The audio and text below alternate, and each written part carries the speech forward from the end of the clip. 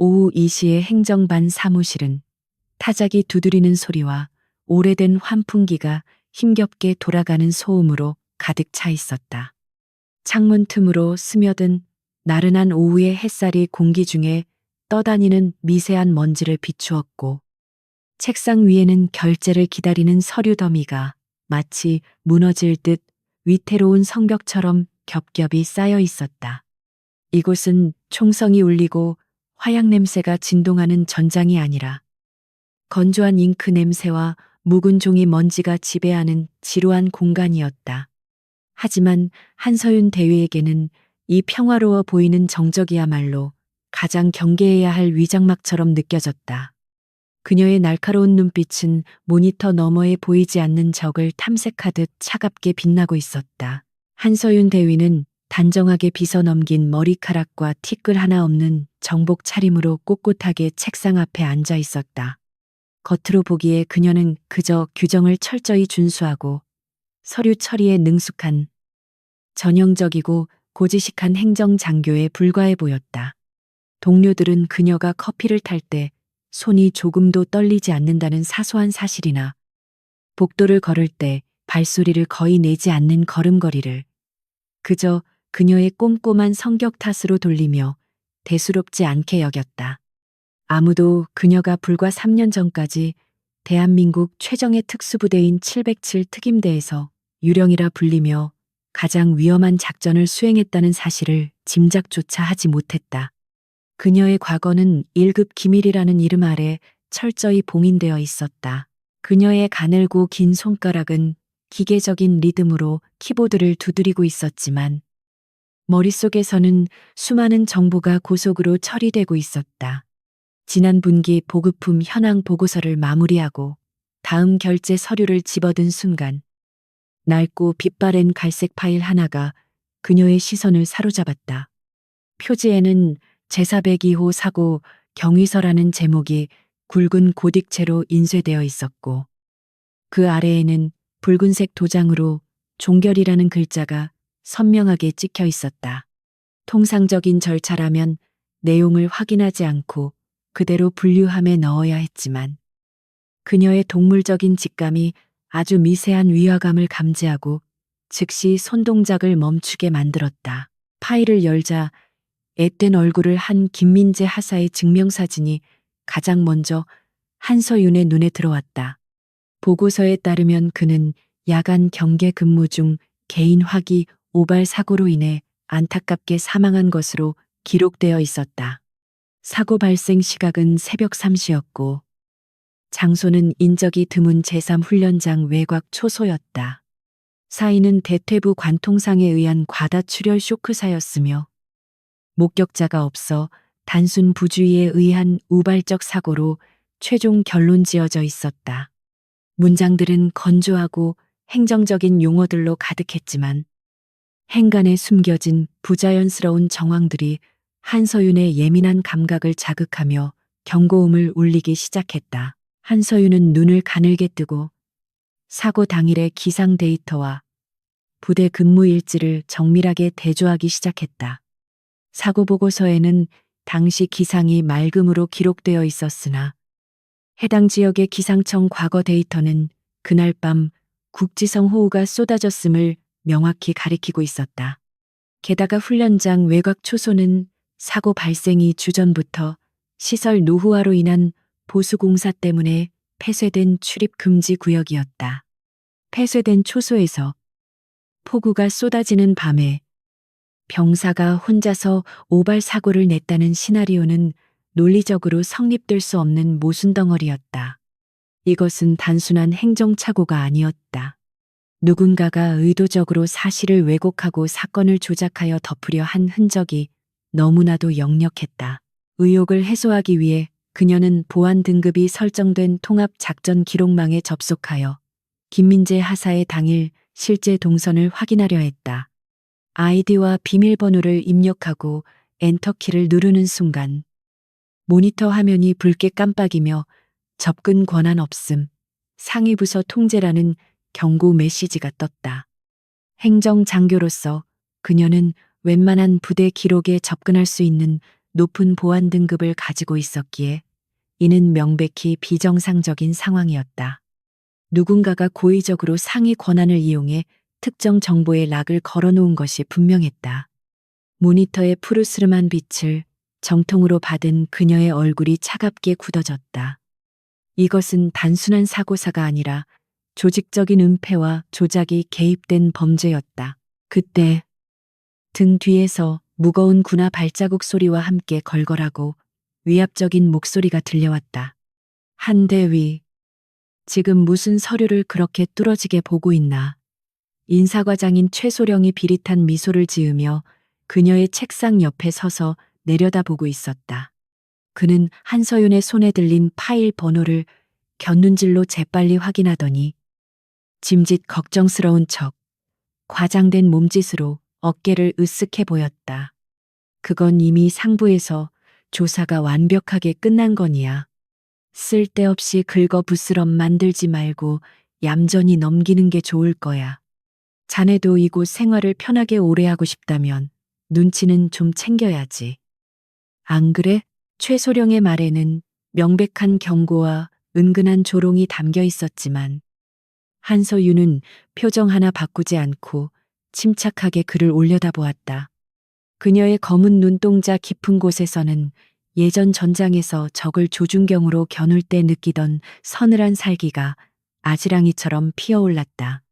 그녀는 천천히 파일을 덮으며 책상 한 구석으로 밀어 놓았지만 이미 머릿속에는 보고서의 모든 데이터가 사진처럼 선명하게 각인된 후였다.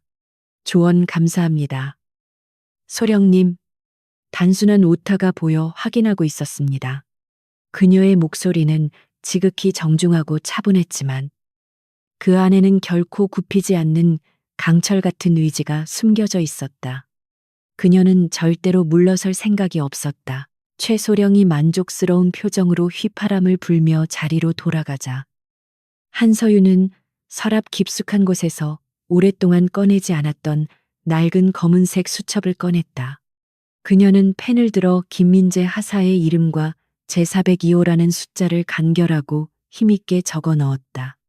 사무실의 평온하고 나른한 공기는 여전했지만 그녀를 둘러싼 세계는 이미 보이지 않는 치열한 전쟁터로 변해 있었다. 종이 한 장에 가려진 추악한 진실을 파헤치는 것. 그것이 이제 그녀에게 주어진 새로운 임무였다. 잠들어 있던 707의 유령이 다시 깨어나는 순간이었다. 그녀는 퇴근 시간만을 기다리며 책상 아래로 조용히 주먹을 꽉 쥐었다. 검은색 군용 지프가 빗줄기를 뚫고 거친 산길을 위태롭게 달리고 있었다. 와이퍼가 쉴 새 없이 움직이며 앞유리를 닦아냈지만 쏟아지는 폭우는 한치 앞의 시야조차 허락하지 않으려는 듯 맹렬하게 퍼부었다. 한서윤 대위는 핸들을 꽉 쥔 채 흔들리는 차체에 몸을 맡기며 제3훈련장으로 향하는 진입로를 노려보고 있었다. 보고서에는 사고 당일 날씨가 맑았다고 기록되어 있었지만 현장으로 가는 길은 며칠째 이어진 비로 인해 바퀴가 헛돌 만큼 진창으로 변해 있었다. 그녀의 기억이 맞다면 이 지역의 집안은 비가 오면 쉽게 무너져 내리는 특성을 가지고 있었고 이는 곧 현장에 남겨진 흔적들이 빗물에 씻겨 내려가기 전에 서둘러야 함을 의미했다. 제3훈련장 입구는 녹슨 철조망과 출입 금지라고 적힌 낡은 표지판으로 굳게 닫혀 있었다. 한서윤은 차에서 내려 우비 모자를 눌렀었지만 차가운 빗방울은 옷깃 사이로 파고들어 그녀의 피부를 날카롭게 찔러댔다. 그녀는 주머니에서 만능키 세트를 꺼내 자물쇠 구멍에 밀어넣고 능숙한 손놀림으로 핀을 조작하기 시작했다. 딸깍하는 경쾌한 금속성 소리와 함께 굳게 잠겨있던 문이 열렸고 그녀는 주위를 경계하며 조심스럽게 안으로 발걸음을 옮겼다. 훈련장은 오랫동안 사람의 발길이 닿지 않은 듯 잡초가 무성하게 자라 있었고 곳곳에 버려진 훈련용 장애물들이 흉물스러운 실루엣을 드러내고 있었다. 그녀는 진흙탕을 밟으며 김민재 하사가 사망했다고 기록된 외곽 초소 방향으로 천천히 이동했다. 군화가 진흙에 빠질 때마다 질척거리는 소리가 났지만 그녀의 신경은 오직 주변의 미세한 변화를 감지하는데 집중되어 있었다. 초소 주변은 사고 이후 현장 보존을 위해 쳐놓았을 노란색 통제선이 비바람에 찢겨 바닥에 뒹굴고 있었다. 한서윤은 무릎을 꿇고 앉아 축축하게 젖은 흙바닥을 손으로 훑으며 무언가를 찾기 시작했다. 보고서에 따르면 김민재 하사는 이곳에서 서쪽을 향해 경계를 서다가 오발 사고를 냈다고 했다. 하지만 그녀가 훈련병 시절부터 익혀온 탄도학 지식에 따르면 이 지형에서 오발로 대퇴부를 관통하는 각도가 나오기란 거의 불가능에 가까웠다. 한서윤은 휴대용 라이트를 켜고 초소 기둥과 주변 나무들을 꼼꼼하게 비추며 탄환이 스치고 지나간 흔적을 찾았다. 빗물에 젖어 어두워진 나무 껍질 사이에서 희미하게 패인 자국 하나가 그녀의 시야에 들어왔다. 그녀는 장갑 낀 손으로 그 흔적을 조심스럽게 만져보며 깊이와 각도를 가늠해 보았다. 그것은 명백히 위에서 아래로, 즉 누군가가 더 높은 위치에서 기마사를 향해 사격했을 때 생길 수 있는 탄착점이었다. 기마사의 키와 총기의 길이를 고려했을 때 스스로 낼 수 없는 상처였다. 이것은 사고가 아니라 타살, 혹은 적어도 누군가와의 교전 중에 발생한 피격임을 암시하는 결정적인 증거였다. 그때 빗소리에 섞여 멀리서 들려오는 엔진 소리가 한서윤의 예민한 청각을 자극했다. 소리는 점점 더 가까워지고 있었고 한 대가 아닌 2대 이상의 차량이 거칠게 접근하고 있음을 알 수 있었다. 그녀는 즉시 라이트를 끄고 초소 뒤편의 어둠 속으로 몸을 숨기며 호흡을 죽였다. 잠시 후 헤드라이트 불빛이 어둠을 가르며 훈련장 입구로 들어섰고 군용 트럭 2대가 흙탕물을 튀기며 그녀가 타고 온 지프 옆에 급정거했다. 트럭 뒤편에서 무장한 군인 6명이 뛰어내렸는데 그들의 복장은 정규 헌병대가 아닌 박도진 중령이 사적으로 운용하는 경비대원들의 차림새였다. 어이, 거기 숨어 있는 거 다 아니까 쥐새끼처럼 굴지 말고 썩 나와. 거친 목소리와 함께 경비대원 중 리더로 보이는 자가 초소 쪽을 향해 소리쳤다. 그는 한 손에 진압봉을 들고 건들거리며 다가오고 있었고 나머지 대원들도 킬킬거리며 그 뒤를 따랐다. 한서윤은 더 이상 숨는 것이 의미가 없다고 판단하고 천천히 몸을 일으켜 빗속으로 걸어 나갔다. 그녀의 등장에 사내들은 잠시 멈칫하더니 이내 그녀가 여자인 것을 확인하고는 안도와 비웃음이 섞인 표정으로 서로를 쳐다보았다. 그들은 그녀를 그저 길을 잃은 행정장교나 호기심 많은 민간인 정도로 생각하는 듯 경계심을 완전히 풀고 있었다. 아이고, 이게 누구신가? 본부 행정반의 꽃. 한서윤 대위님 아니십니까? 리더 격인 상사가 비꼬는 말투로 말하며 그녀의 앞을 가로막았다. 그의 눈빛은 노골적으로 그녀를 훑어내리고 있었고 입가에는 불쾌한 미소가 걸려 있었다. 여기는 위험한 훈련장입니다. 사무실에서 펜대나 굴리시는 분이 오실 곳이 아니란 말입니다. 박중령님께서 아시면 아주 곤란해 하실 텐데 좋은 말로 할 때 그만 차 돌려서 나가시죠. 그는 한서윤의 어깨에 손을 올리며 위협적으로 밀치려 했다. 그 순간 한서윤의 눈빛이 차갑게 가라앉으며 주변의 공기가 순식간에 얼어붙는 듯했다. 상사의 손이 한서윤의 어깨에 닿기도 전에 그녀의 손이 번개처럼 움직여 상대의 손목을 낚아챘다. 의외마디 비명과 함께 상사의 몸이 허공으로 붕 떴다가 진흙탕 바닥에 처박혔다.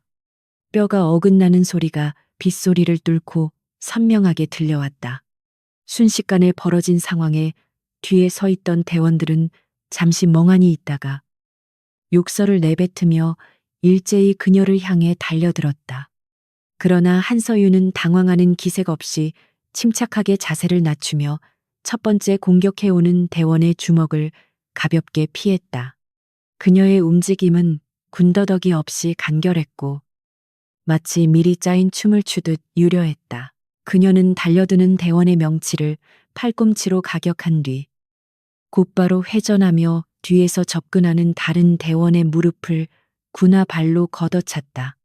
빗물 튀는 소리와 타격음, 그리고 고통 섞인 신음소리가 훈련장의 정적을 깨뜨렸다. 그녀는 상대의 힘을 역이용해 중심을 무너뜨리고 관절기 기술로 제압하며 하나둘씩 무력화시켜 나갔다. 진흙 바닥이라 미끄러워 법도했지만 707 특임대 시절 수없이 반복했던 악천후 훈련 덕분에 그녀의 중심은 흔들림이 없었다.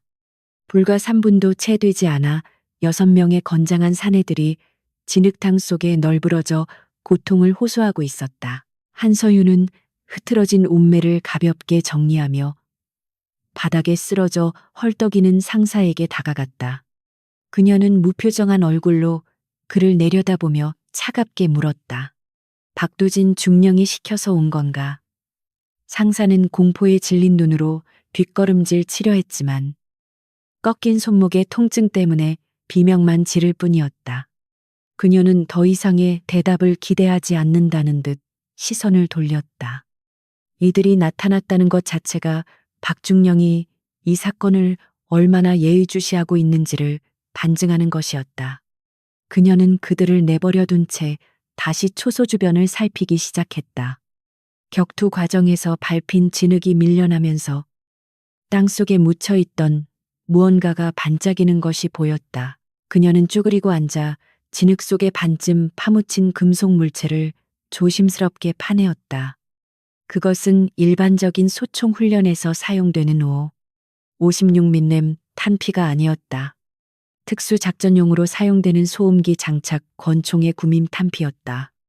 이 부대에서, 그것도 일반 보병 훈련장에서 이런 탄종이 발견된다는 것은 있을 수 없는 일이었다. 이것은 김민재 하사가 사망한 그날 밤, 이곳에서 비공식적인 특수작전이 수행되었거나 누군가가 특수장비를 이용해 그를 제거했다는 명백한 물증이었다. 한서윤은 탄피에 묻은 흙을 조심스럽게 닦아내고 증거물 봉투에 넣어 주머니 깊숙이 보관했다. 빗줄기는 여전히 거세게 쏟아지고 있었지만 한서윤의 머릿속은 그 어느 때보다 맑고 차갑게 깨어 있었다. 그녀는 진흙탕에 뒹굴고 있는 사내들을 뒤로 한 채 지프차에 올라타 시동을 걸었다. 이제 돌아갈 길은 올 때보다 훨씬 더 험난하고 위험할 것이 분명했다.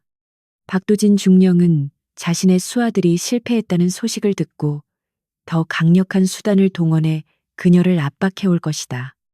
하지만 한서윤은 두려움 대신 묘한 전율을 느꼈다.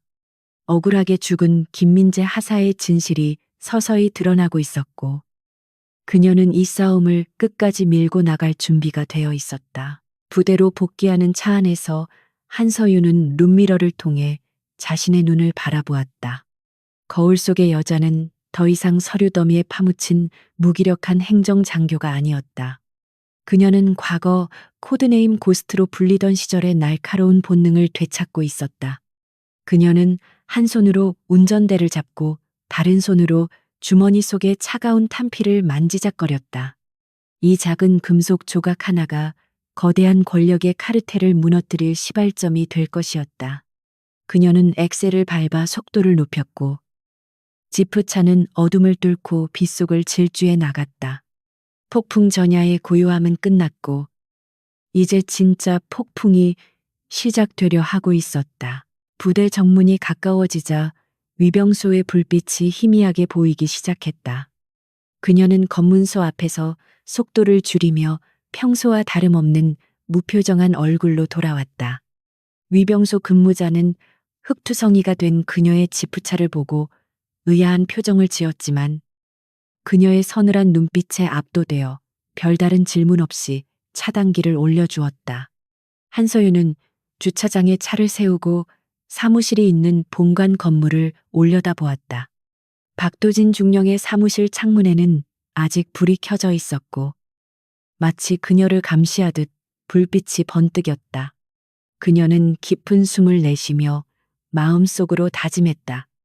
이 썩어 빠진 위선자들의 가면을 반드시 벗겨내고 말겠다고. 그녀는 사무실로 돌아와 젖은 군복을 갈아입지 않은 채 컴퓨터 앞에 앉았다. 가져온 탄피에 일련 번호를 조회하고 탄도학 데이터베이스와 대조하기 위해서였다. 손가락이 키보드 위를 빠르게 움직였. 모니터 화면에는 복잡한 수식과 데이터들이 쏟아져 나왔다. 조회 결과. 해당 탄환은 국방부 군수본부에서 정식으로 불출된 기록이 없는 소위 유령 탄환으로 분류되는 물건이었다. 이는 밀수되었거나 정보사령부 같은 특수기관에서 비공식 루트로 흘러나온 것임을 의미했다. 사건의 배후에는 박도진 중령 개인의 비리를 넘어선 더 거대한 조직이 연루되어 있을 가능성이 높았다. 한서윤은 의자에 깊숙이 등을 기대며 천장을 올려다보았다. 피로가 몰려왔지만 정신은 점점 더 또렷해졌다. 오늘 획득한 증거와 박도진의 하수인들과의 충돌은 이제 돌아올 수 없는 강을 건넜음을 의미했다. 그녀는 책상 서랍에서 김민재 하사의 사진을 꺼내 잠시 바라보았다.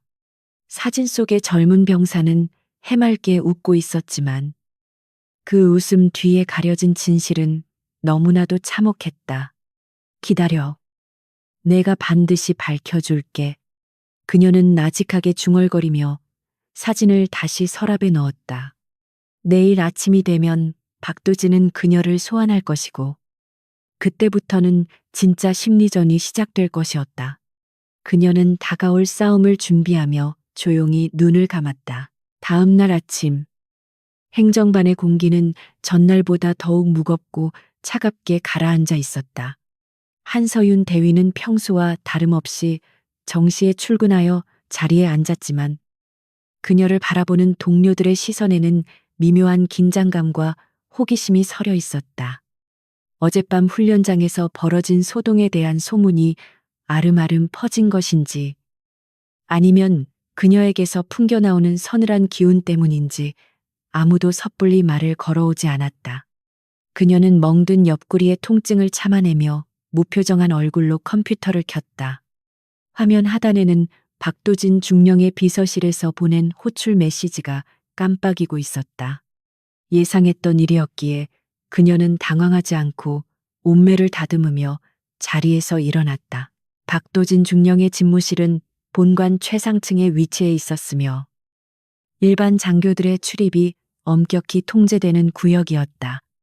복도에는 고급 카펫이 깔려 있어 군화 발자국 소리조차 나지 않았고 곳곳에 배치된 사설 경호원들이 날카로운 눈초리로 방문객을 감시하고 있었다. 한서윤은 그들의 시선을 무시한 채 곧게 뻗은 자세로 중령실 문 앞에 섰다. 노크를 하지 않아서 들어오라는 중후한 목소리가 들려왔다. 문을 열고 들어서자 최고급 가죽 소파와 마호가니 책상으로 꾸며진 호화로운 공간이 펼쳐졌고 은은한 원두 커피 향이 실내를 가득 채우고 있었다. 이곳은 군부대라기보다는 어느 대기업 임원의 사무실에 더 가까워 보였다. 박도진 중령은 창가를 등지고 앉아 여유로운 미소를 지으며 한서윤을 맞이했다. 역광 때문에 그의 표정이 명확히 보이지 않았지만 그 실루엣에서 뿜어져 나오는 위압감은 상당했다. 그는 손짓으로 소파를 가리키며 자리에 앉을 것을 권했다. 어서 오게. 한대위. 차 한잔 하겠나.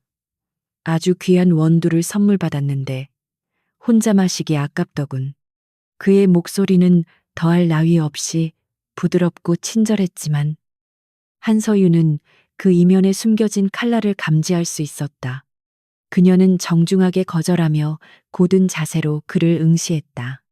탁자 위에는 김민재 하사의 사건 파일 사본이 놓여 있었고 그 옆에는 두툼한 봉투 하나가 덩그러니 놓여 있었다. 중령은 찻잔을 천천히 내려놓으며 본론을 꺼내기 시작했다. 자네가 요즘 업무에 열정이 넘친다는 보고를 받았네. 꼼꼼한 것은 좋지만 지나친 의욕은 때로는 독이 될 수도 있지. 그는 봉투를 한서윤 쪽으로 슬쩍 밀며 말을 이었다.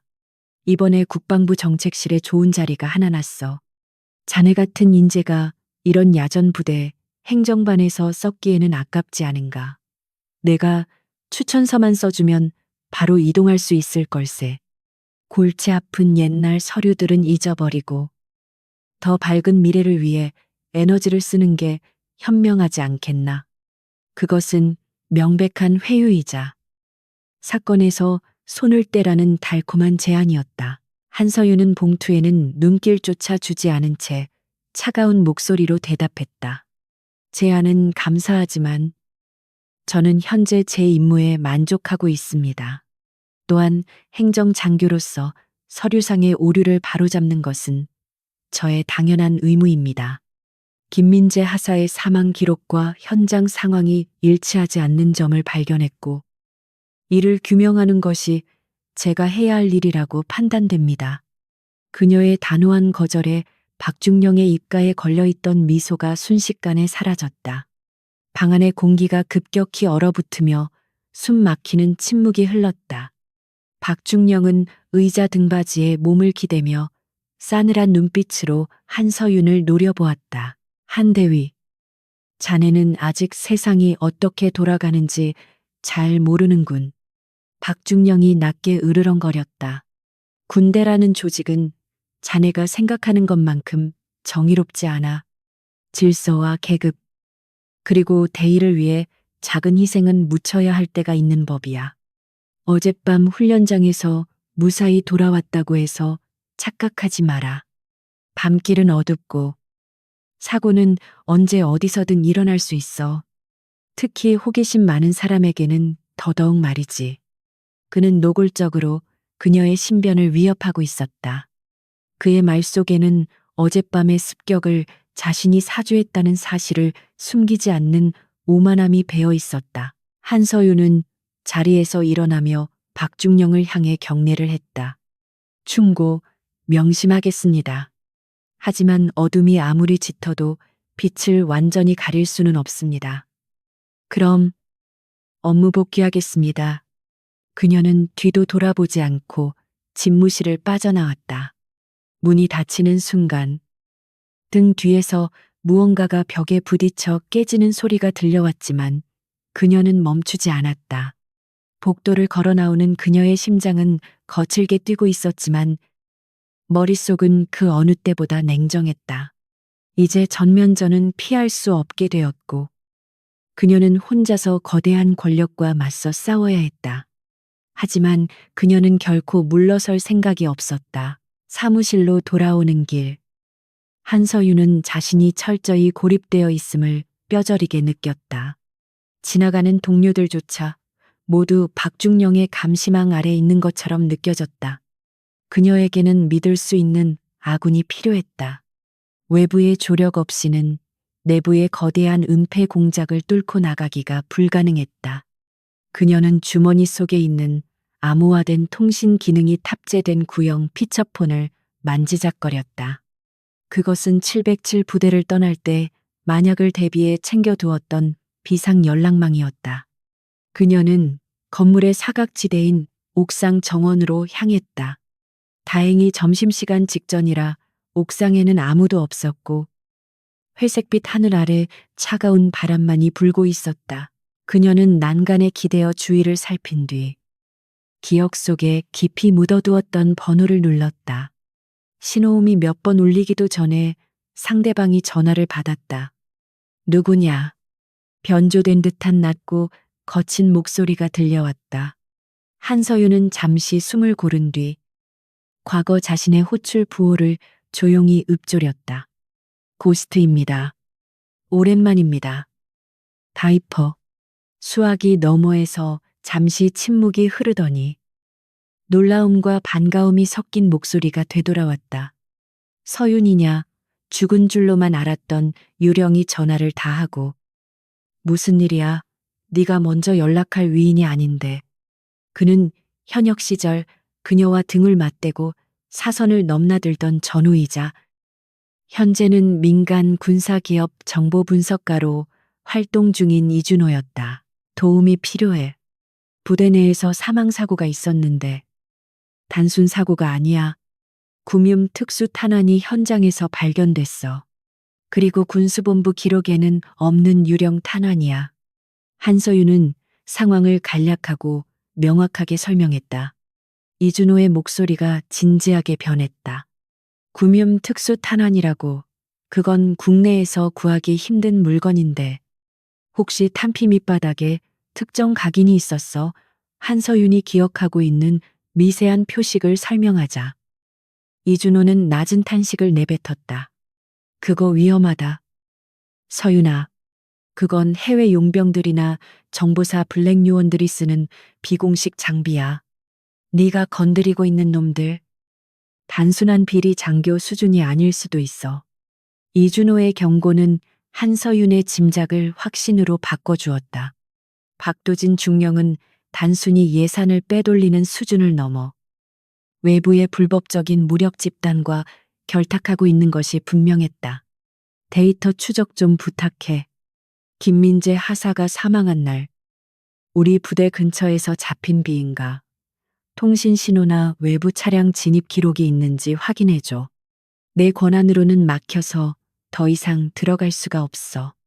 한서윤의 부탁에 이준호는 잠시 망설이는 듯 하더니 이내 결단한 듯 대답했다.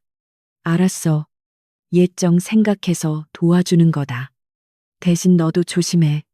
그놈들이 냄새 맡으면 너부터 제거하려 들 거야. 정보 나오는 대로 암호 문자로 보낼게.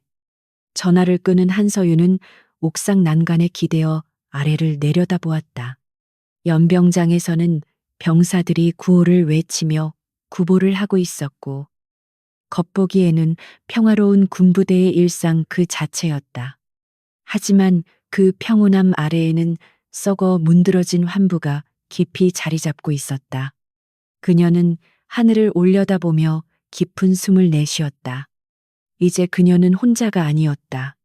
비록 멀리 떨어져 있지만 그녀의 등을 지켜줄 든든한 지원군을 얻었다. 바람이 그녀의 머리카락을 헝클어뜨렸지만 그녀의 눈빛은 흔들림 없이 빛나고 있었다. 박중령이 던진 경고는 오히려 그녀의 투쟁심에 불을 지핀 격이 되었다. 오후 일과는 더디게 흘러갔다. 한서윤은 짐짓 업무에 집중하는 척하면서도 주변의 동태를 예의주시했다. 사무실 밖을 오가는 사람들의 발소리, 전화벨 소리 하나하나에도 신경을 곤두세웠다. 퇴근 시간이 다가올수록 불안감보다는 차가운 전율이 온몸을 감쌌다. 그녀는 서랍 속에 넣어두었던 호신용 전술 나이프를 꺼내 발목 밴드에 고정했다. 오늘 밤 박도진 중령은 분명 또 다른 수를 쓸 것이다. 회유가 통하지 않았으니 이제는 보다 직접적이고 폭력적인 방법으로 입을 막으려 할 것이 뻔했다. 그녀는 그들이 오기를 기다리고 있었다. 아니, 오히려 그들이 오기를 바라고 있었다. 해가 지고 어둠이 깔리기 시작하자 부대 내의 가로등이 하나둘씩 켜졌다. 한서윤은 마지막으로 사무실을 나서며 책상 위를 깨끗이 정리했다. 마치 다시는 돌아오지 않을 사람처럼 주변을 정돈하는 것은 그녀의 오랜 습관이었다. 주차장으로 향하는 길은 유난히 고요했고 가로등 불빛마저 희미하게 깜빡거렸다. 그녀는 자신의 차에 다가가기 전 차체 하단과 문손잡이를 꼼꼼하게 살폈다. 특수 부대원으로서의 본능이 경고음을 보내고 있었다. 다행히 폭발물이나 조작의 흔적은 보이지 않았지만 누군가가 차 주변을 서성거린 발자국이 희미하게 남아 있었다. 차에 올라타 시동을 걸자 라디오에서 잡음 섞인 클래식 음악이 흘러나왔다. 평소 그녀가 듣지 않는 채널이었다. 누군가가 차 안에 들어왔었다는 명백한 증거였다. 그녀는 백미러를 통해 뒷좌석을 확인하고 천천히 차를 몰아 부대 밖으로 나갔다. 백미러 속으로 검은색 세단 2대가 일정한 거리를 두고 따라붙는 것이 보였다. 꼬리가 붙었다. 그녀는 입가에 희미한 미소를 띄었다. 도심으로 가는 큰 길 대신 인적이 드문 외곽 도로로 핸들을 꺾었다. 그들이 원하는 곳이 아닌 자신이 유리한 전장으로 그들을 유인할 생각이었다. 어둠 속의 추격전은 조용하지만 치열하게 시작되었다. 뒤따라오는 차량들은 전조등을 끈 채 야간 투시경을 이용해 운전하는 듯했다. 프로들의 솜씨였다. 하지만 한서윤은 그들보다 훨씬 더 위험한 환경에서도 생존해온 유령이었다. 그녀는 지형 지물을 머릿속에 그리며 최적의 매복 장소를 물색했다. 전날의 훈련장보다 더 좁고 험한 폐채석장 진입로가 떠올랐다. 그곳이라면 수적 열쇠를 극복하고 각계격파할 수 있을 것이다. 그녀는 엑셀을 밟아 속도를 높였고 엔진 소리가 고요한 밤 공기를 찢으며 울려 퍼졌다. 그녀의 예상대로 뒤따르던 차량들도 속도를 높이며 거리를 좁혀왔다. 이제 숨바꼭질은 끝났다. 사냥꾼인 줄 알고 덤벼든 그들이 사실은 사냥감이 되었다는 것을 깨닫게 해줄 시간이었다. 한서윤은 핸들을 꽉 쥐며 호흡을 조절했다. 긴장감 속에서도 머릿속은 놀라울 정도로 차분해졌다. 이것은 단순한 생존 싸움이 아니었다. 죽은 김민재 하사의 억울함을 풀고 부패한 권력을 심판하기 위한 정의의 전쟁이었다. 그녀는 어둠 속으로 질주하며 다가올 충돌을 준비했다. 오늘 밤 누군가는 반드시 대가를 치르게 될 것이다. 폐채석장으로 들어서는 진입로는 울퉁불퉁한 자갈과 무성한 잡초로 뒤덮여 있어 차체가 심하게 요동쳤다. 한서윤은 백미러를 통해 뒤따라오는 검은색 세단들의 움직임을 냉정하게 주시하며 핸들을 꺾었다. 그들은 마치 굶주린 늑대떼처럼 거리를 좁혀오며 위협적으로 헤드라이트를 깜빡였다. 이곳은 과거 채석 작업이 중단된 이후 사람들의 발길이 끊긴 지도에도 제대로 표시되지 않는 버려진 땅이었다.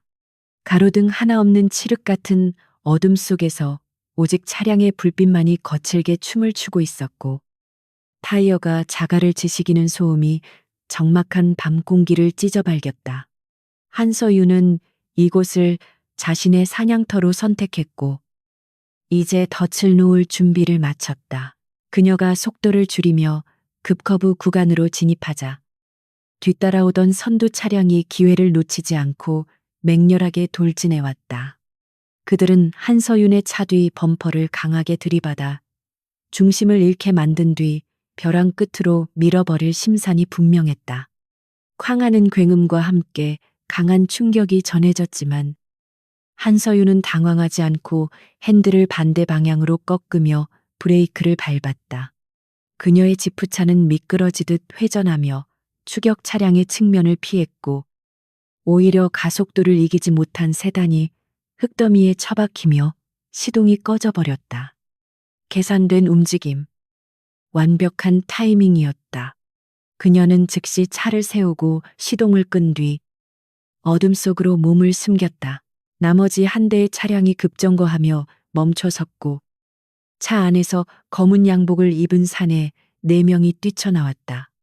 그들은 손에 쇠파이프와 전기 충격기를 들고 있었으며 흙더미에 처박힌 동료들을 확인하느라 분주했다. 젠장, 이 여자 어디로 사라진 거야? 분명히 여기서 멈췄는데 리더로 보이는 자가 욕설을 퍼부으며 손전등으로 주변을 비췄다. 하지만 한서윤은 이미 그들의 시야에서 완전히 사라진 상태였다. 그녀는 폐차된 트럭 뒤에 숨어 호흡을 죽인 채 그들의 움직임을 관찰하고 있었다. 놈들은 단순한 깡패가 아니라 군사 훈련을 받은 용병들인 듯 서로 신호를 주고받으며 포위망을 좁혀오고 있었다. 한서윤은 발밑에 떨어진 작은 돌멩이를 집어들어 반대편 드럼통을 향해 던졌다. 깡하는 맑은 금속성 소리가 어둠 속에 울려 퍼지자 신경이 곤두선 사내들의 시선이 일제히 그쪽으로 쏠렸다. 저기다 잡아 2명이 소리가 난 쪽으로 달려가는 순간 한서윤은 그림자처럼 소리 없이 움직여 가장 뒤처진 놈의 등 뒤로 접근했다. 그녀의 손이 상대의 입을 틀어막음과 동시에 다른 손이 경동맥을 정확히 압박했다. 억소리도 내지 못한 채 사내는 그대로 기절하며 허물어졌다. 그녀는 쓰러진 놈을 어둠 속으로 조용히 끌고 들어갔다. 이제 남은 건 3명이었다. 동료가 사라진 것을 눈치챈 나머지 셋은 당황한 기색이 역력했다. 김씨, 어디 갔어? 대답해. 리더가 소리쳤지만 돌아오는 것은 바람 소리뿐이었다. 공포심이 그들의 침착함을 갉아먹기 시작했다. 한서윤은 그 틈을 놓치지 않고 다시 움직였다. 이번에는 정면 승부였다. 그녀는 엄폐물 위로 뛰어올라 가장 가까이 있는 놈의 명치를 무릎으로 가격했다. 묵직한 타격음과 함께 사내가 뒤로 나뒹굴었고 곧바로 달려드는 다른 놈의 팔을 낚아채 관절을 꺾어버렸다. 그녀의 움직임은 무자비하고 신속했으며 불필요한 동작이 전혀 없었다. 707시절 인간 병기라 불리던 그 실력이 유감없이 발휘되고 있었다. 순식간에 부하들을 잃고 홀로 남은 리더는 공포에 질린 눈으로 한서윤을 노려보며 뒷걸음질 쳤다. 그는 품 안에서 잭나이프를 꺼내들고 허공을 향해 휘두르며 위협했지만 손끝이 미세하게 떨리고 있었다. 오지 마. 가까이 오면 죽여버리겠어. 그의 외침은 비명에 가까웠다. 한서윤은 차가운 눈빛으로 그를 응시하며 천천히 다가갔다. 그녀에게 칼을 든 아마추어 따위는 위협이 되지 않았다. 그녀는 상대가 칼을 찌르러 들어오는 순간을 기다려 몸을 살짝 비틀어 피한 뒤 그의 손목을 잡아 비틀어 칼을 떨어뜨리게 만들었다. 그리고는 그대로 다리를 걸어 그를 바닥에 내동댕이 쳤다. 한서윤은 쓰러진 리더의 가슴을 군화발로 짓누르며 그가 떨어뜨린 나이프를 집어들어 목덜미에 겨누었다. 차가운 칼날이 피부에 닿자 사내는 거친 숨을 몰아쉬며 몸을 떨었다. 박도진이 시켰나 그녀의 목소리는 지옥에서 들려오는 듯 낮고 서늘했다. 사내는 이를 악물고 버티려 했지만 한서윤이 칼끝에 힘을 주어 피부를 살짝 베어내자 비명을 지르며 고개를 끄덕였다. 맞아요. 박중령님이 시켰습니다. 그냥 겁만 줘서 쫓아내라고. 제발 살려주세요. 그는 살려달라고 애원하며 눈물을 흘렸다. 하지만 한서윤이 원하는 것은 단순한 자백이 아니었다. 김민재 하사 사건과 관련된 원본 데이터. 어디에 숨겼지? 한서윤이 나이프를 조금 더 깊게 들이밀며 물었다. 사내는 눈동자를 굴리며 망설였지만 그녀의 눈에서 진심으로 자신을 죽일 수도 있다는 살기를 읽고는 다급하게 입을 열었다. 본관 지하 2층 서버실에요. 거기에 비밀 금고가 있어요. 보안실장이 직접 관리하는 오프라인 서버에 다 저장되어 있습니다. 내일 아침에 완전 삭제한다고 들었어요. 진짜입니다. 그는 자신이 알고 있는 모든 것을 토해냈다. 지하 2층. 그곳은 일반 병사들은 접근조차 불가능한 통제 구역이었다. 한서윤은 사내를 기절시켜 다른 놈들과 함께 밧줄로 단단히 묶어두었다. 그리고 주머니에서 피처폰을 꺼내 이준호에게 전화를 걸었다. 타겟을 확보했어. 원본은 본관 지하 2층 서버실에 있다. 내일 아침이면 삭제된다고 하니 오늘 밤 안으로 끝내야 해. 수화기 너머에서 이준호의 긴박한 목소리가 들려왔다. 지하 2층이라고 거긴 보안 시스템이 장난 아닐 텐데. 내가 외부에서 해킹으로 방화벽을 잠시 무력화할 수는 있지만 물리적인 침입은 네가 직접 해야 해. 할 수 있겠어. 한서윤은 피 묻은 장갑을 벗어던지며 짧게 대답했다. 문제 없어. 길만 열어줘. 통화를 마친 한서윤은 밤하늘을 올려다보았다. 구름 사이로 희미한 달빛이 비치고 있었지만 그녀의 앞길은 여전히 어둡고 위험했다. 이제 더 이상 물러설 곳은 없었다. 박도진 중령이 증거를 인멸하기 전에 그들이 가장 안전하다고 믿고 있는 심장부로 직접 들어가야 했다. 그녀는 엉망이 된 지프차 대신 놈들이 타고 온 멀쩡한 세단 한 대를 골라 탔다. 운전석에 앉은 그녀의 눈빛은 사냥을 앞둔 맹수처럼 번뜩였다. 오늘 밤 박도진의 왕국은 가장 깊은 곳에서부터 무너져 내릴 것이다. 그녀는 엑셀을 밟아 다시 어둠 속으로 질주하기 시작했다. 한서윤은 차 안에서 부대의 구조도를 머릿속으로 다시 한번 시뮬레이션했다. 지하 2층 서버실로 가기 위해서는 정문과 로비의 경비를 뚫고 엘리베이터 대신 비상 통로를 이용해야 했다. 수많은 CCTV와 센서들이 그녀를 기다리고 있을 것이고 발각되는 즉시 무장병력이 출동할 것이다. 이것은 707 시절 수행했던 적진 침투 작전과 다를 바 없었다. 아니, 아군이었던 자들을 상대로 싸워야 한다는 점에서 심리적으로는 더 힘든 싸움이었다. 하지만 김민재 하사의 억울한 죽음과 유가족의 눈물을 떠올리면 망설임은 사라졌다. 정의는 서류 한 장이 아니라 행동으로 증명해야 하는 것이었다. 부대 근처 숲속에 차를 숨긴 한서윤은 트렁크에서 놈들이 사용하던 검은색 전술 조끼와 마스크를 챙겨 입었다. 자신의 정체를 숨기고 침투하기에 안성맞춤인 장비였다. 그녀는 칠흑 같은 어둠 속에 몸을 숨긴 채 철조망 너머로 보이는 본관 건물을 응시했다. 박도진의 집무실 불은 꺼져 있었지만 건물 전체에는 팽팽한 긴장감이 감돌고 있었다. 마치 그녀가 올 것을 알고 기다리는 거대한 괴물처럼 보였다. 기다려. 박도진, 네가 만든 지옥을 네 눈으로 보게 해줄 테니까. 한서윤은 철조망을 소리 없이 절단하고 그 틈으로 미끄러져 들어갔다. 최후의 결전이 시작되고 있었다. 본관 건물 뒤편에 위치한 대형 환기구는 칠흑 같은 어둠 속에 입을 벌리고 있었다. 한서윤 대위는 허리춤에 매달린 로프를 고정하고 망설임 없이 그 좁고 더러운 구멍 속으로 몸을 밀어 넣었다. 좁은 통로는 먼지와 기름 냄새로 가득 차 있어 숨을 쉴 때마다 폐부를 찔렀지만 그녀는 미동조차 하지 않고 포복 자세로 전진했다. 그녀의 움직임은 마치 거미처럼 유연하고 소름 끼칠 정도로 조용했다. 이곳은 건물의 설계 도면에는 단순히 기계실로 통하는 통로로 표시되어 있었지만 실제로는 지하 서버실의 공조 시스템과 직접 연결된 유일한 사각지대였다. 707 시절 수없이 반복했던 침투 훈련의 기억이 그녀의 근육 하나하나를 깨우고 있었다. 통로를 기어가는 동안 그녀의 귀에는 이준호의 다급하면서도 침착한 목소리가 인이어를 통해 들려왔다. 현재 건물 내 보안 등급이 최고 수준으로 격상됐어.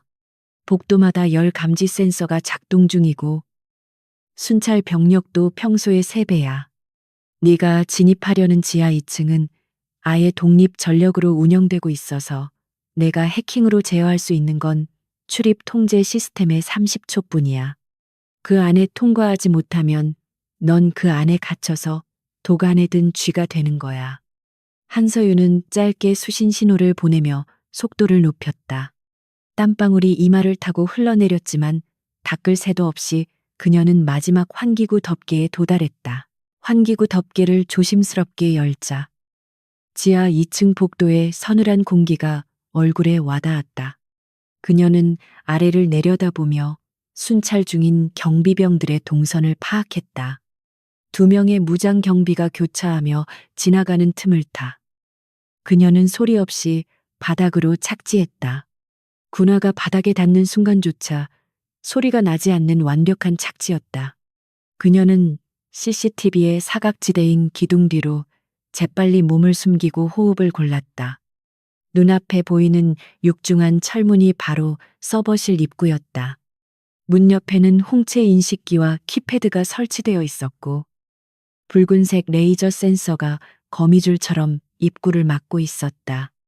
이제부터는 시간과의 싸움이었다. 한서윤은 주머니에서 이준호가 미리 준비해준 해킹 툴이 담긴 소형 단말기를 꺼내 보안 패널에 접속시켰다.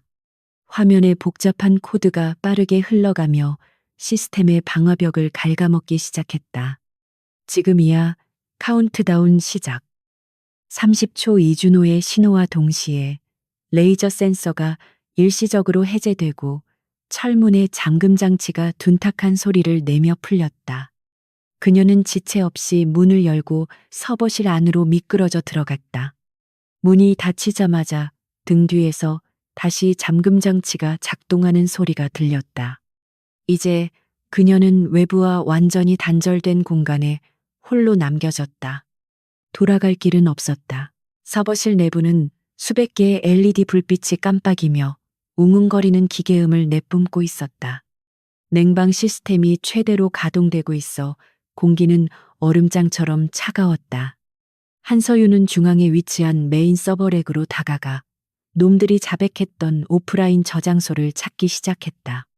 수많은 케이블과 하드디스크들 사이에서 유독 먼지가 쌓이지 않은 깨끗한 드라이브 하나가 눈에 띄었다. 박도진 중령이 자신의 추악한 비밀을 숨겨둔 판도라의 상자였다.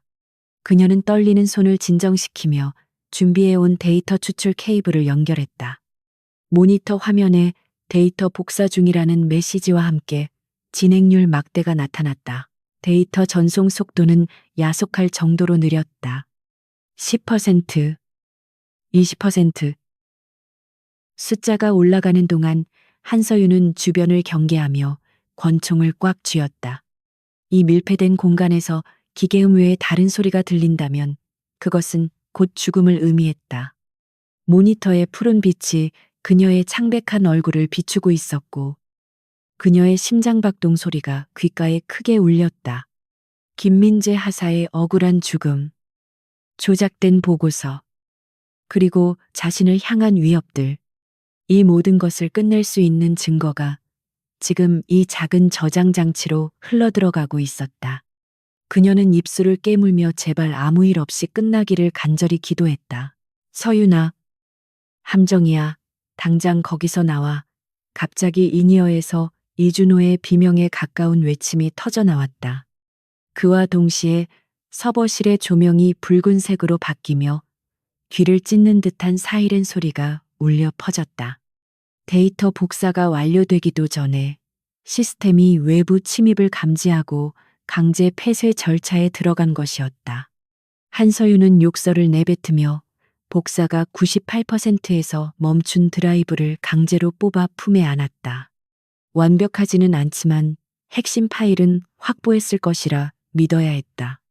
그녀가 출구를 향해 달리려는 순간 굳게 닫혀있던 철문이 굉음을 내며 열리기 시작했다. 문이 열리자마자 눈부신 전술 라이트 불빛이 쏟아져 들어와 그녀의 시야를 가렸다. 꼼짝마. 움직이면 쏜다. 확성기를 통해 증폭된 목소리가 공간을 울렸다. 문 앞에는 중무장한 사설 용병 부대원 10여 명이 반원형으로 대열을 갖추고 총구를 겨누고 있었다. 그들 뒤로 박도진 중령이 여유로운 표정으로 걸어 나오는 모습이 보였다. 그는 박수를 치며 비열한 미소를 지었다. 정말 대단해. 한 대위. 아니, 고스트라고 불러야 하나. 여기까지 들어올 줄은 몰랐는데. 하지만 쥐새끼가 아무리 날쌔도 결국 도간에 든 쥐일 뿐이지. 한서윤은 눈을 가늘게 뜨고 상황을 판단했다. 정면 돌파는 불가능에 가까웠다. 좁은 입구에 화력이 집중되어 있었고 그녀가 가진 무기는 권총 한 자루와 섬광탄 2개뿐이었다.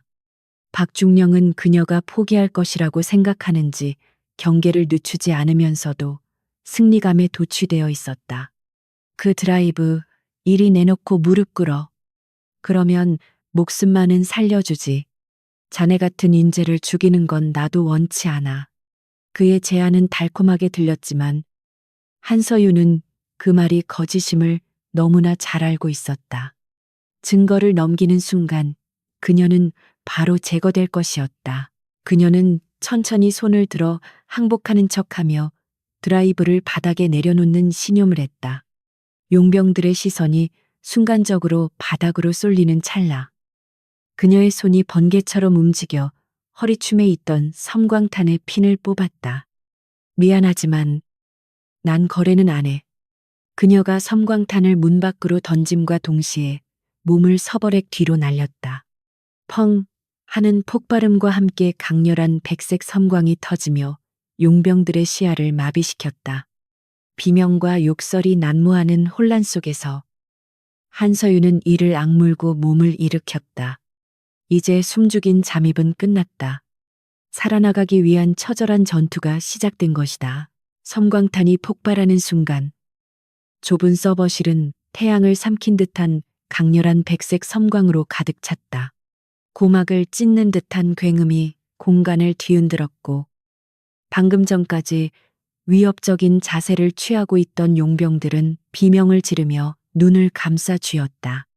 그 찰나의 순간 한서윤 대위의 시간은 멈춘 듯 느리게 흘러갔지만 그녀의 몸은 그 누구보다 빠르게 반응했다. 그녀는 바닥을 구르며 가장 가까이 있던 용병의 정강이를 강하게 걷어찼다. 뼈가 부러지는 둔탁한 소리와 함께 사내가 쓰러지자 그녀는 그를 인간 방패로 삼아 몸을 일으켰다. 그녀의 손에 들린 권총이 불을 뿜으며 아직 상황 파악을 하지 못한 적들의 어깨와 다리를 정확하게 타격했다. 서버실 내부는 순식간에 아수라장으로 변했다. 빗발치는 총탄이 서버렉을 관통할 때마다 시뻘건 불꽃이 튀었고 파손된 냉각 파이프에서는 하얀 김이 뿜어져 나와 시야를 어지럽혔다. 한서윤은 연기 속을 유령처럼 넘나들며 적들의 포위망을 교란시켰다. 그녀는 한 곳에 머무르지 않고 끊임없이 이동하며 적들이 아군오사를 우려해 함부로 방아쇠를 당기지 못하도록 그들 사이를 파고들었다. 그녀의 움직임은 생존을 위한 처절한 몸부림이 아니라 고도로 계산된 살상 무기의 춤사위와 같았다. 바닥에는 탄피들이 쏟아져 내리며 맑은 금속성 소음을 만들어냈고 화약 냄새와 피비린내가 차가운 공기를 매캐하게 채웠다. 박도진 중령은 경호원들의 호의를 받으며 뒷걸음질 치고 있었다. 그는 자신의 완벽했던 계획이 단 한 명의 여자 때문에 무너져 내리는 광경을 믿을 수 없다는 듯 경악에 찬 표정을 짓고 있었다. 뭐 하고 있어? 당장 전현을 죽여 머리를 쏘란 말이야. 그가 악을 쓰며 소리쳤지만 이미 공포에 질린 용병들은 한서윤의 기세에 눌려 제대로 대응하지 못하고 있었다. 한서윤은 박중령이 도망치려는 비상구 쪽을 향해 사격을 가하며 압박했다. 하지만 탄창이 비어가는 것이 느껴졌다. 그녀는 마지막 남은 총알로 천장에 매달린 대형 할로겐 조명을 쏘아 떨어뜨려 적들의 진로를 차단하고 그 틈을 타 서버실 밖으로 몸을 날렸다. 복도로 빠져나온 한서윤은 거친 숨을 몰아쉬며 벽에 등을 기댔다. 방탄조끼를 입지 않은 옆구리에서 뜨거운 통증이 느껴졌다. 스치듯 지나간 유탄 파편에 살이 찢긴 모양이었다. 하지만 고통을 느낄 새도 없이 추격조의 발소리가 들려왔다. 그녀는 찢어진 옷자락을 묶어 지혈을 하며 비상계단을 향해 달렸다. 지하 2층에서 지상으로 나가는 길은 멀고도 험난했다. 그녀는 계단을 오르며 층계참에 비치된 소화기를 집어들었다. 추격해오던 용병들이 계단 아래에서 총을 겨누는 순간 그녀는 소화기의 안전핀을 뽑아 아래로 던지고 권총으로 그것을 쏘았다. 하얀 분말이 폭발하듯 퍼지며 계단실을 안개처럼 뒤덮었다. 시야가 차단된 계단실은 혼란의 도가니였다. 콜록거리는 기침 소리와 당황한 외침들이 섞여 울려 퍼졌다. 한서윤은 그 틈을 타 어둠 속에서 소리 없이 움직였다. 그녀는 난간을 타고 미끄러지듯 내려가 맨 앞서 오던 적의 뒤를 덮쳤다. 단검을 사용해 적의 무기를 무력화시키고 그의 통신기를 빼앗아 귀에 꽂았다. 목표물은 1층 로비 쪽으로 이동 중이다. 전 병력 로비로 집결해 그녀는 적의 지휘관인 척 거짓 정보를 흘려 병력을 분산시켰다. 707시절 배웠던 기만 전술이 빛을 발하는 순간이었다. 그녀는 반대 방향인 지하 주차장 연결 통로로 방향을 틀었다. 하지만 박도진 중령은 그리 호락호락한 상대가 아니었다. 그는 한서윤의 의도를 간파하고 정예 경호팀을 이끌고 그녀의 예상 이동 경로를 차단하고 있었다. 지하 주차장으로 통하는 복도 끝에서 중무장한 사내들이 벽을 방패 삼아 진영을 갖추고 있었다. 더 이상 도망칠 곳은 없다. 한대위, 이제 그만 포기하시지. 박중령의 목소리가 확성기를 통해 울려 퍼졌다. 한서윤은 복도 코너에 몸을 숨기고 상황을 살폈다. 전방에는 최소 5명의 소총수, 후방에서는 계단실을 뚫고 나온 추격조가 좁혀오고 있었다. 진퇴양난의 위기였다. 그녀는 품속에 있는 데이터 드라이브를 꽉 쥐었다. 이것만은 반드시 지켜야 했다. 그녀는 주변을 둘러보다가 벽면에 설치된 화재 경보기와 스프링클러 배관을 발견했다. 무모하지만 유일한 방법이었다. 그녀는 바닥에 떨어진 쇠파이프를 주워 힘껏 배관을 가격했다. 낡은 배관이 터지면서 고압의 물줄기가 폭포수처럼 쏟아져 내렸다. 동시에 화재 경보기가 요란하게 울리기 시작했다. 갑작스러운 물벼락에 당황한 적들이 주춤하는 사이 한서윤은 물 한 개를 뚫고 질주했다. 바닥이 물바다가 되면서 적들은 미끄러워 중심을 잡지 못했고 시야마저 흐려져 조준 사격이 불가능해졌다. 그녀는 마치 물 만난 물고기처럼 그들 사이를 파고들며 근접 격투를 벌였다. 한서윤의 주먹이 적의 턱을 가격하고 발차기가 상대의 무릎을 꺾었다. 총을 쏠 수 없는 초근접 상황에서 그녀의 격투 기술은 압도적이었다. 그녀는 적의 소총을 빼앗아 개머리판으로 다른 적의 헬멧을 내리쳤다. 둔탁한 타격음과 함께 적들이 하나둘씩 무릉덩이 속으로 쓰러졌다. 하지만 숫자가 너무 많았다. 끈질기게 달라붙는 용병들 때문에 체력은 바닥을 드러내고 있었다. 숨이 턱끝까지 차올랐고 팔다리의 근육이 비명을 질렀다. 그때 어디선가 둔탁한 파열음과 함께 복도 끝에 벽이 무너져 내렸다. 뿌연 먼지 구름과 함께 검은색 전술 차량 한 대가 벽을 뚫고 복도로 난입했다. 차량은 적들의 대열을 흐트려 놓으며 급정거했고 조수석 문이 열리며 익숙한 목소리가 들려왔다. 타 늦어서 미안하다. 방탄 헬멧을 쓴 이준호였다. 그는 운전석에서 창문을 내리고 어무 사격을 가하며 소리쳤다. 한서윤은 마지막 힘을 짜내 차량을 향해 달렸다. 뒤에서 박중령이 권총을 꺼내 쏘기 시작했다. 총알이 빗발치는 가운데 그녀는 몸을 날려 조수석으로 미끄러져 들어갔다. 문이 닫히자마자 이준호는 엑셀을 밟았고 차량은 굉음을 내며 지하 주차장을 향해 질주했다. 차 안에서 한서윤은 거친 숨을 몰아쉬며 흐르는 땀과 빗물을 닦아냈다. 이준호는 백미러를 보며 껄껄 웃었다. 너 진짜 대단하다. 그 병력을 혼자서 다 상대한 거야. 밖에는 지금 헌병대랑 경찰이 깔렸어. 내가 다 불렀지. 이제 쇼는 끝났어. 그의 말대로 주차장 출구 쪽에는 사이렌 소리가 요란하게 울리고 있었다. 하지만 한서윤의 표정은 밝지 않았다. 그녀는 창밖을 내다보며 나직하게 말했다. 아니, 아직 안 끝났어. 박도진이 도망칠 거야. 놈은 비밀 통로를 알고 있어. 그녀의 눈빛은 여전히 사냥감을 쫓는 맹수처럼 번뜩였다. 그녀의 예상대로 박도진 중령은 혼란을 틈타 주차장 구석에 숨겨진 개인용 엘리베이터로 향하고 있었다. 그는 헌병대가 도착하기 전에 헬기장으로 이동해 해외로 도피할 계획이었다. 한서윤은 이준호에게 차를 세우라고 소리쳤다. 나 여기서 내려줘. 놈을 잡아야 해. 놈이 살아서 나가면 이 증거들도 무용지물이 될 수 있어. 이준호는 잠시 망설였지만 그녀의 결연한 눈빛을 보고 고개를 끄덕였다. 조심해라. 지원 병력 보낼 테니까 무리하지 말고. 한서윤은 차에서 내려 박중령이 사라진 방향으로 전력 질주했다. 옥상 헬기장으로 통하는 계단은 끝이 없어 보였다. 한서윤의 허벅지는 터질 듯이 아팠고 상처 부위에서는 피가 배어나와 군복을 적셨다. 하지만 그녀는 멈추지 않았다. 옥상 문을 박차고 나가자 거센 바람과 함께 헬기 프로펠러 돌아가는 소리가 들려왔다. 박도진 중령이 막 이륙하려는 민간 헬기를 향해 달려가고 있었다.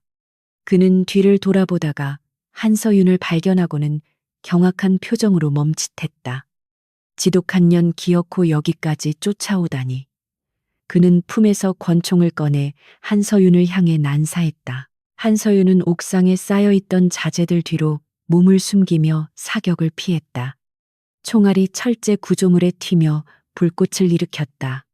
그녀에게 남은 무기는 탄알이 떨어진 빈 권총과 발목에 찬 단검뿐이었다. 그녀는 심호흡을 하며 타이밍을 노렸다. 박중령이 탄창을 교체하는 찰나의 순간 그녀는 엄폐물 뒤에서 뛰쳐나왔다. 그녀는 빈 권총을 박중령의 얼굴을 향해 힘껏 던졌다. 날아온 총에 정통으로 맞은 박중령이 비틀거리며 총을 떨어뜨렸다. 한서윤은 그 기회를 놓치지 않고 그에게 달려들어 몸통 박치기를 했다. 두 사람은 엉겨붙어 거친 콘크리트 바닥을 뒹굴었다. 박중령은 필사적으로 저항하며 한서윤의 목을 조르려 했다. 남자의 완력은 생각보다 강했지만 기술과 정신력에서는 한서윤이 몇 수 위였다. 그녀는 박중령의 손목을 꺾어 제압하고 그의 팔을 등 뒤로 꺾어 올렸다. 으악, 박중령의 비명이 헬기 소음에 묻혀 흩어졌다. 한서윤은 그를 바닥에 얼굴이 짓눌리게 제압한 뒤 귓가에 차갑게 속삭였다. 김민재 하사가 느꼈을 고통에 비하면 이건 아무것도 아니야. 네 죗값은 법정에서 치르게 될 거다. 그때 옥상 입구에서 무장한 헌병대원들이 들이닥쳤다. 꼼짝 마무기 버리고 투항해 수십 개의 총구가 그들을 겨누었다. 뒤따라 들어온 이준호가 헌병대장에게 신분증을 보여주며 상황을 설명했다.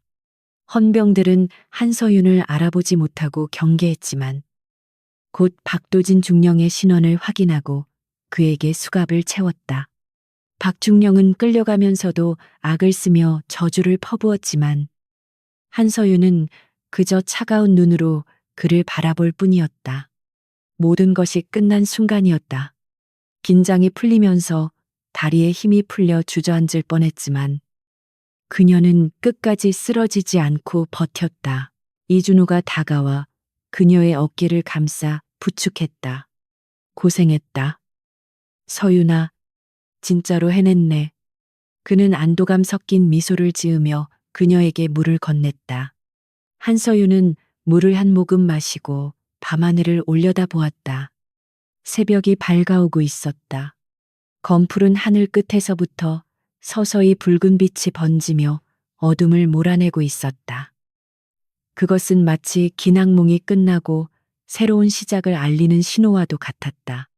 그녀는 품속에서 피와 땀으로 얼룩진 데이터 드라이브를 꺼내 이준호에게 건넸다. 이거 원본이야. 잘 부탁해.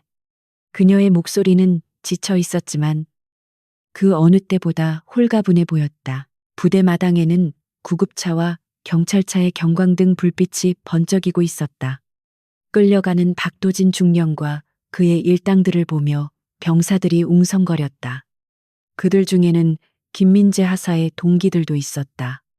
그들은 영문도 모른 채 상황을 지켜보고 있었지만 어렴풋이 정의가 실현되고 있음을 느끼는 듯했다.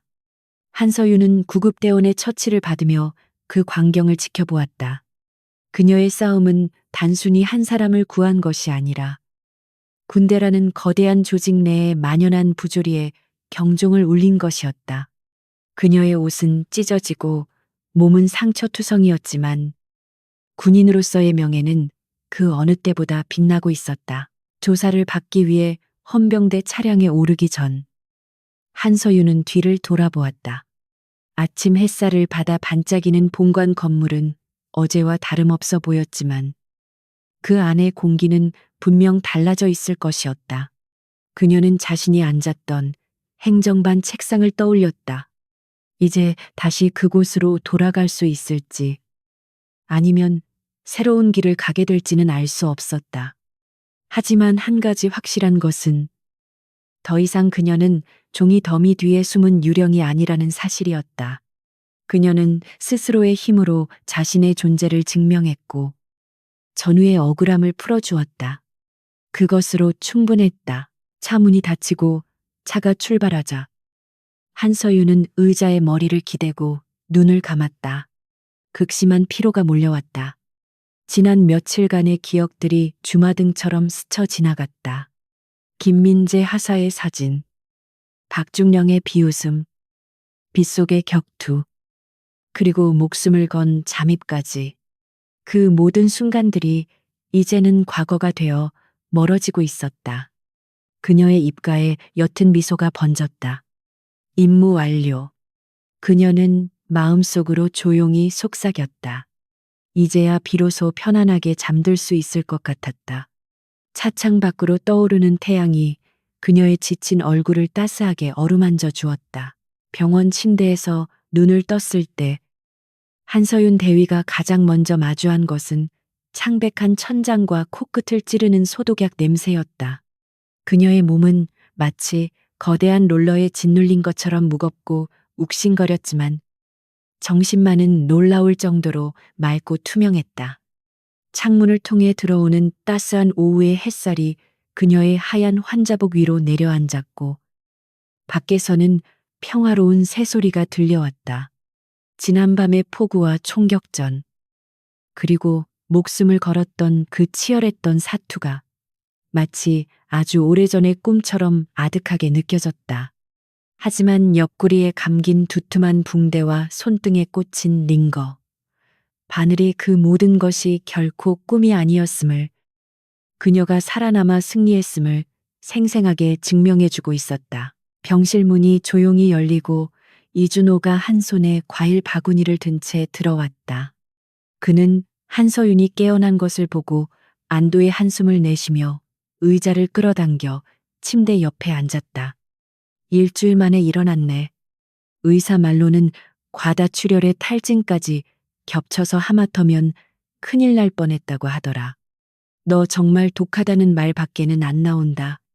그는 고개를 절레절레 흔들면서도 입가에는 옅은 미소를 띠고 있었다. 그의 표정에서 한서윤은 모든 일이 잘 해결되었음을 직감할 수 있었다. 그녀가 목숨을 걸고 지켜낸 그 작은 데이터 드라이브가 제 역할을 다했다는 확신이 들었다. 그녀는 갈라진 목소리로 물 한 모금을 청하며 가장 궁금했던 질문을 던졌다. 박도진은 어떻게 됐어? 이준호는 사과를 깎으며 차분한 목소리로 그동안의 일들을 설명해 주었다. 난리가 났지. 네가 가져온 원본 파일이 국방부 감사실과 언론에 동시에 터졌거든. 박도진이 운영하던 사설 불법 도박장과 군수품 밀매 루트까지 싹 다 까발려졌어. 그놈뿐만 아니라 그 뒤를 봐주던 장성급 인사들까지 줄줄이 엮여 들어갔다. 지금 군검찰이 특별수사팀을 꾸려서 대대적인 숙청 작업을 벌이고 있어. 박도진은 현장에서 체포된 뒤 모든 혐의를 부인하다가 증거들이 들이닥치자 결국 자백했고 아마 남은 평생을 감옥에서 보내게 될 거야. 네가 이긴 거야. 서윤아. 한서윤은 창밖을 바라보며 깊은 숨을 내쉬었다. 승리감보다는 가슴 깊은 곳에서 묵직한 안도감이 밀려왔다. 그것은 단순히 악인을 처벌했다는 통쾌함이 아니라 억울하게 죽어간 전우의 영혼을 비로소 위로할 수 있게 되었다는 사실에서 오는 평온함이었다. 그녀는 자신의 손을 내려다보았다. 펜을 잡던 손으로 총을 잡아야 했고, 종이를 넘기던 손으로 사람을 제압해야 했다. 하지만 그 모든 과정은 결코 헛되지 않았다. 그녀가 흘린 피와 땀이 거대한 거짓의 성벽을 무너뜨리고 진실이라는 빛을 다시 세상에 불러왔기 때문이었다. 그녀는 비로소 편안하게 눈을 감고 휴식을 취할 수 있었다.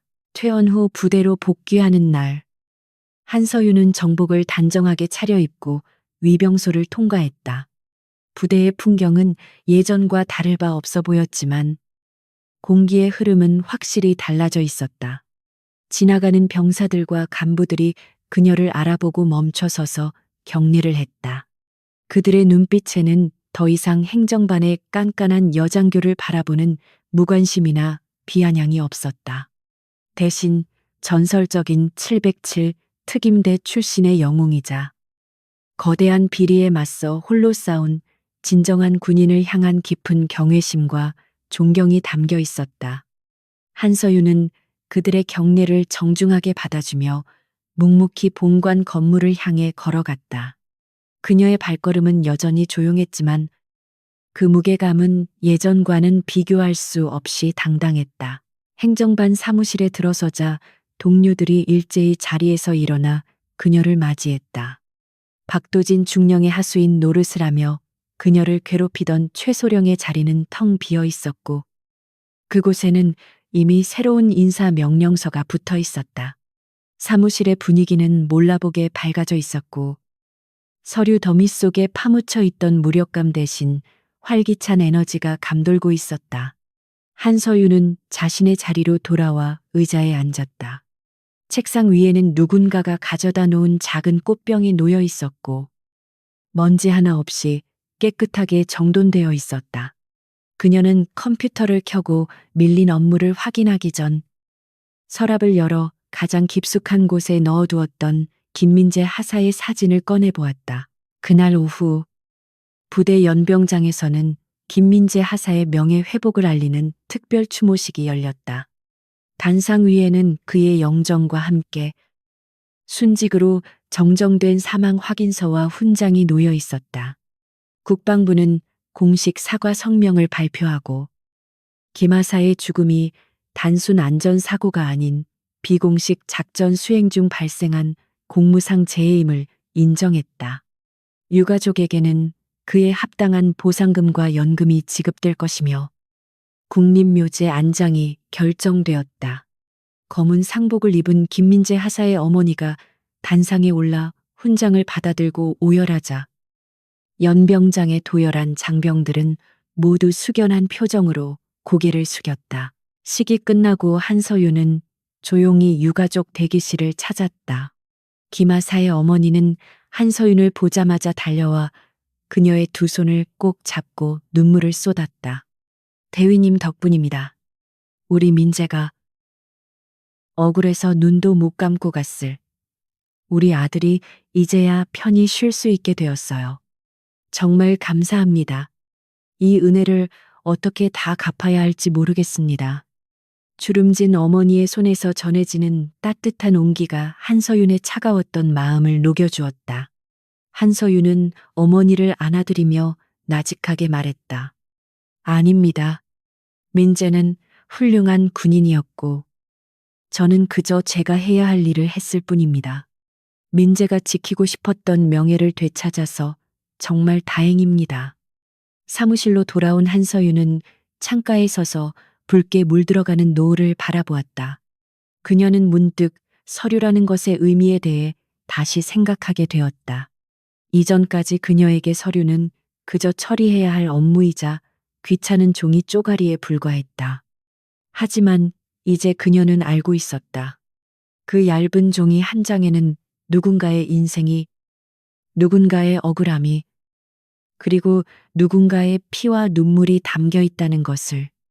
행정장교로서 펜을 잡는다는 것은 총을 잡는 것만큼이나 무겁고 중요한 책임이었다.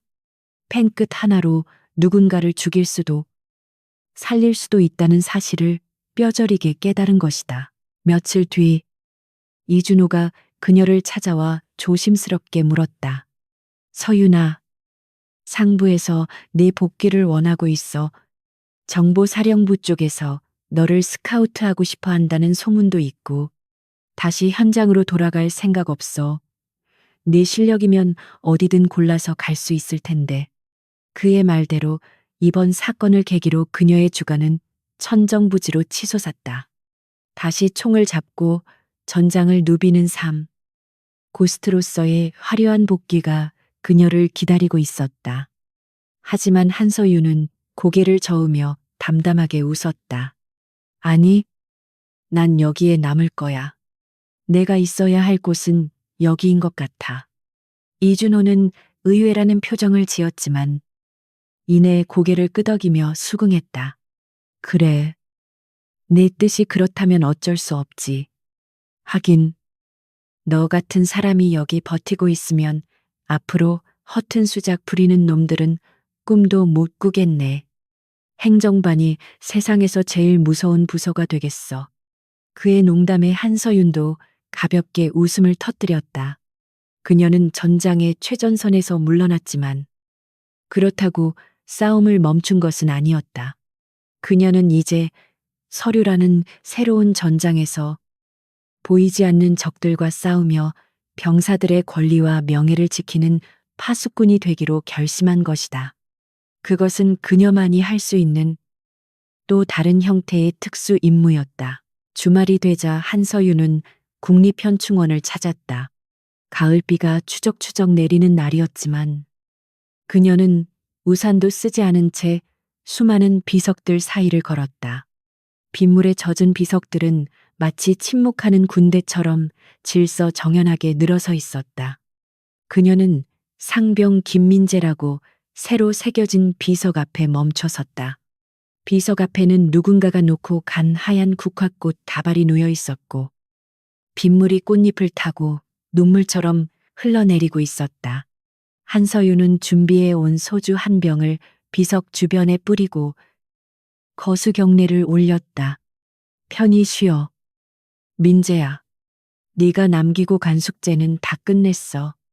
빗줄기는 점점 굵어졌지만 한서윤은 자리를 뜨지 않고 한참 동안 비석을 바라보았다.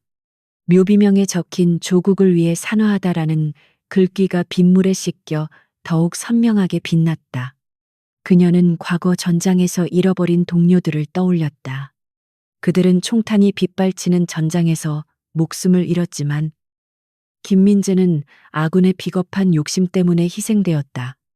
다시는 이런 일이 반복되어서는 안 된다. 그녀는 젖은 주먹을 꽉 쥐며 다짐했다. 자신의 눈이 닿는 한, 자신의 손이 닿는 한, 그 어떤 군인도 억울하게 어둠 속에 묻히게 두지 않을 것이다. 그것이 살아남은 자가 짊어져야 할 영원한 무게였다. 현충원을 내려오는 길. 비가 그치고 구름 사이로 햇살이 비치기 시작했다. 젖은 아스팔트 바닥이 반짝이며 빛을 반사했고 공기는 맑고 상쾌했다.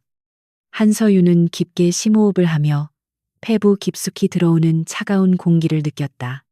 그녀의 발걸음은 가벼웠고 시선은 정면을 향해 곧게 뻗어 있었다. 그녀는 주머니에서 진동하는 휴대폰을 꺼내 들었다. 행정반에서 온 메시지였다. 신임 대대장님, 취임 관련 서류 결제 부탁드립니다.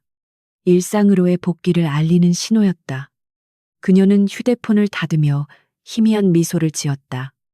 이제 다시 그녀의 전쟁터로 돌아갈 시간이었다. 사무실로 돌아온 한서윤은 다시 그녀의 자리, 그 익숙한 책상 앞에 앉았다. 쌓여있는 서류 더미는 여전했지만 그녀는 더 이상 그것들을 지루하거나 무의미하게 느끼지 않았다. 그녀는 펜을 들어 첫 번째 서류를 집어들었다. 그것은 전역을 앞둔 어느 병사의 포상 휴가 신청서였다. 그녀는 꼼꼼하게 내용을 읽어보고 규정에 어긋남이 없는지, 혹시라도 누락된 공적은 없는지 세밀하게 살폈다. 그녀의 눈빛은 마치 작전 지도를 분석하는 지휘관처럼 예리하고 진지했다. 그녀의 손끝에서 붉은색 펜이 움직이며 서류 위에 승인 서명을 남겼다. 그때 신입 행정병이 긴장한 표정으로 그녀에게 다가와 결제판을 내밀었다. 대위님, 이거 보급과에서 올라온 장비 폐기 요청서인데 뭔가 수량이 안 맞는 것 같습니다. 신병은 쭈뼛거리며 말을 더듬었지만 한서윤의 눈은 순간적으로 반짝였다. 그녀는 결제판을 받아들고 내용을 빠르게 훑어보았다. 단순한 오타일 수도 있었지만 그녀의 직감은 또 다른 무언가를 감지하고 있었다. 숫자 뒤에 숨겨진 미세한 균열. 그것은 그녀가 가장 잘 찾아내는 흔적이었다. 그녀는 안경을 고쳤으며 신병을 올려다보고 부드럽지만 단호하게 말했다. 잘 찾아냈어. 원본 대장 가져와봐. 처음부터 다시 대조해보자. 한서윤은 창밖으로 보이는 부대의 전경을 잠시 바라보았다. 병사들이 힘찬 구령 소리에 맞춰 구보를 하고 있었고 태극기가 바람에 펄럭이고 있었다. 겉으로 보기에는 아무 일도 없는 평온한 일상이었지만 그녀는 알고 있었다. 평화는 저절로 지켜지는 것이 아니라 누군가가 끊임없이 감시하고 싸워내야만 유지될 수 있다는 것을. 그녀는 다시 서류로 시선을 돌렸다. 그녀의 전쟁은 끝나지 않았다. 다만 전장이 바뀌었을 뿐이다. 707의 유령은 이제 사라졌지만 그 대신 수많은 군인들의 삶을 지키는 든든한 방패가 그 자리에 남아 있었다. 한서윤 대위는 펜을 꽉 쥐었다.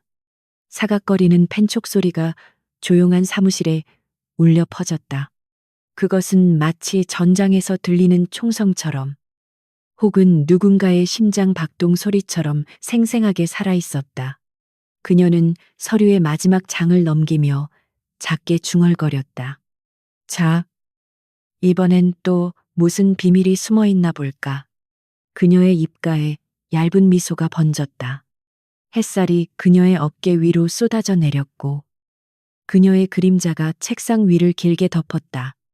어둠 속에 묻힌 진실을 찾아내는 그녀의 눈은 그 어느 때보다 밝게 빛나고 있었다.